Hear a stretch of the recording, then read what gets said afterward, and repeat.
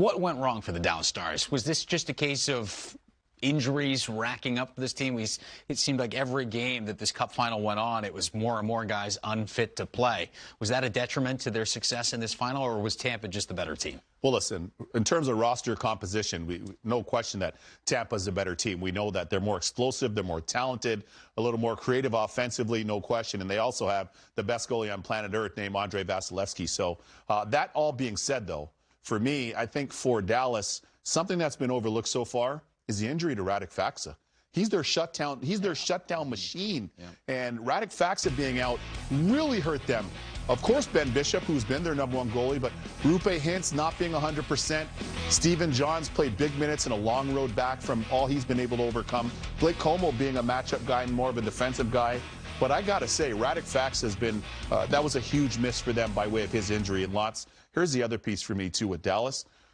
I think the biggest thing for them is they ended up taking too many penalties early in the series. Yep. And that was really difficult to recover from. Too many man advantages. And both, by comparison, their power plays are almost equal. Yeah. By comparison, over the course of the postseason. But that made it difficult in taking some of these needless penalties, lots. Yeah, they gave away a game or two in this series.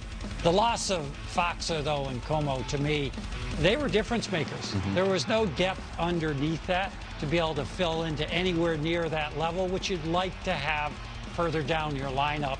And then I think Tyler Seguin, I'm expecting to hear that there's some injury there, some surgery might be required.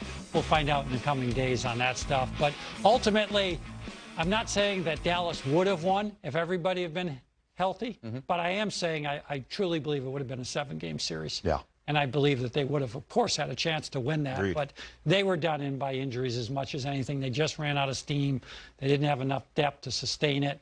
And Tampa was the opposite. Yeah. It felt like every time someone, they could just make changes at will. Yeah. They didn't like the way the group played, then Zach Bogosian, you're out, we'll bring you en route in. You know, third line would have a huge game. Top line would have a huge game. The next game, it was wave on wave. Pat Green, country style. Totally, exactly. How many teams can lose a top 6 forward like Stamkos and win the Stanley Cup? That's fair. You know, it's crazy. But Dallas, they had a great season. Yeah. Yeah. The coaching that Rick Bowness provided for them, the leadership that he provided, it was outstanding.